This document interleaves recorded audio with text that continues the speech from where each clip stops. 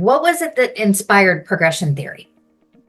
Progression theory happened to me, as the name might imply, over a period of time. It didn't just hit me right away, but primarily it's the result of looking back at like 25 years of working within organizations and just kind of trying to say, all right, if I were to stand back, having that whole collection of experiences, and I mean, this is working in hundreds of organizations and doing different types of work, maybe process improvement, which is more, kind of non-personal, to very interpersonal things. I mean, and then working with individuals, with teams, and then large organizational wide things.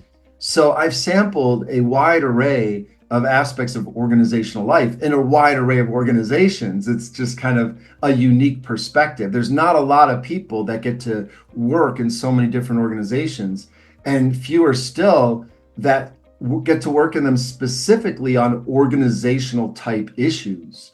Like what every single time I've been brought in is because there was something that wasn't working the way things wanted it. They didn't know what to do.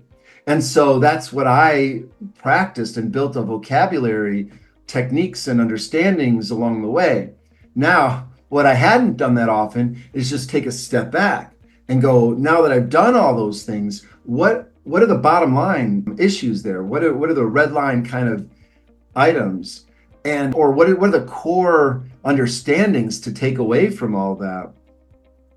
And that's how it is. You can't really see a pattern until you've done something enough. And so what I saw was that organizations, they don't get to where they want to go immediately, and there's always the sense of perfection, and whoever comes in to the new leadership roles, or what we now know are roles of authority in our way of thinking about it, that they bring their own preferences or their own perfections. And so organizations are constantly striving for this invisible set of goals or outcomes out there that they've never really thought about. So progression theory takes a step back and says, no, in order to get to outcomes, it requires really understanding the right inputs.